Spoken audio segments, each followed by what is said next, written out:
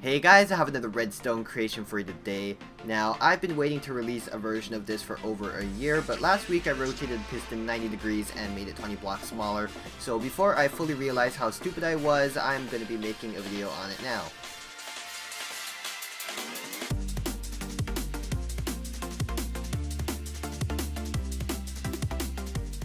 This is the smallest tileable 3x3 door that I know of, with dimensions of 9 wide by 13 tall, coming in at just 117 blocks in volume for a single unit.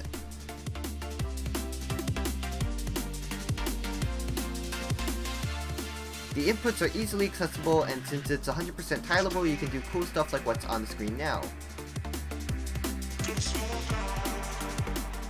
If you'd like to see a step-by-step tutorial on how to build it or are wondering how it works, then stick around for the next part of this video. Alright, so this is one unit of the Tileable 3x3 door that I came up with, and as I said earlier, the dimensions are 9 by 13, and then the input is on the side over here, and that is one unit in action, one closing, and here is one unit opening. Now there's a whole bunch of cool mechanics down here that I'm excited to show you guys, so let's get started on the tutorial. Now first of all, you want to make your donut door shape thing over here, and then the piston layout is very similar to a standard 3x3 door piston layout, but of course the redstone powering it will be very different, because the redstone is what makes it tileable. So 3 pistons on the top over here, and then 2 on this side to finish it all off. Now our input is going to be 4 blocks from the right of this piston, 1, 2, 3, 4, and then 2 down, just like that. And let me grab myself an input like this, smack that there, and grab myself my sand back. So torch there going into a repeater powering the sticky piston. Whoops, keep that on one tick. Whoop, keep that on one tick. And then that sticky piston will be holding a block with sand on top of it. A torch on the top there will be powering another repeater, and then torch tower all the way on up here. Now let me grab myself some more materials, because we need to have a sticky piston holding a cauldron with water in it up there. That will be powering a comparator, and that will be powering the sticky piston, and when that redstone block extends, it'll be powering yet another sticky piston holding a cauldron, and this will be powering all these top pistons here. So that block there will be butting that one, and then we could have a repeater going into yet another sticky piston holding a cauldron here. But this one's a bit special, and here's why. Let me break this piston temporarily.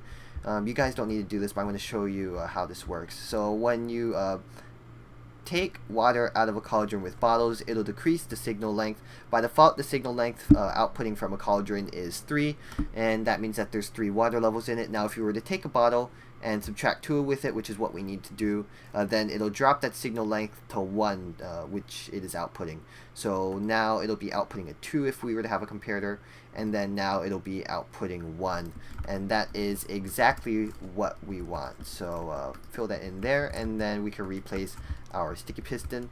Then this block over here is butting that piston there, and this dust will update it along with updating that piston there, because like I said earlier, that block up there.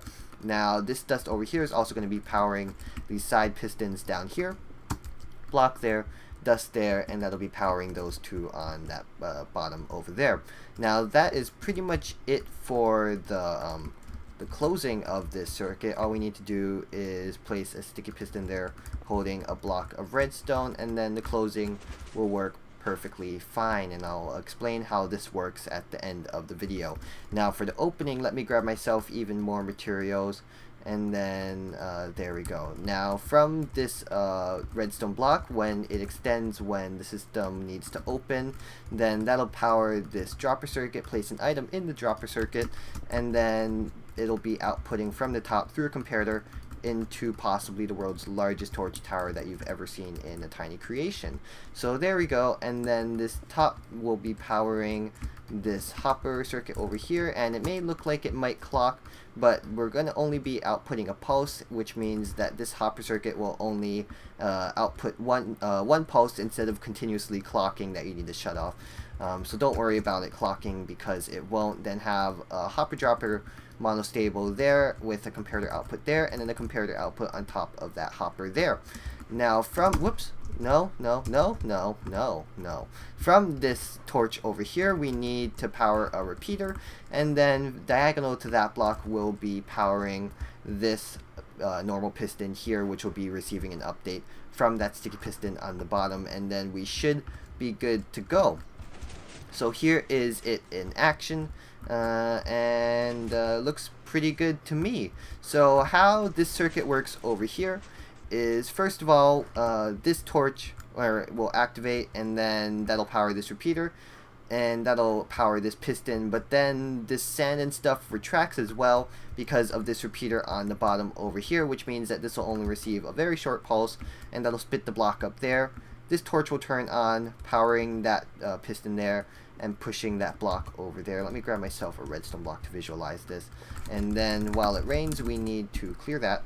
And then after that, whoops, don't need to mean to break that. Then after that, this piston will retract, and which means that this will extend again, and this will still be turned on, so that'll continuously hold that there. And then when it retracts, this turns off, and then that turns off, and then the double extender can do its thing over here. Now when the system needs to open, this torch will turn on, powering that piston, like I said earlier, and then this redstone block will be powering this bottom dropper, spitting the item into the top dropper over here. And then let's see if I could get some of the action there. So it'll spit it up into that top one, powering the entire torch tower. First of all, it'll power this repeater, powering these two pistons like that, and also updating this dropper from that piston, so it'll spit the item down into this bottom dropper, which means it'll only be a short pulse, which is exactly what we want.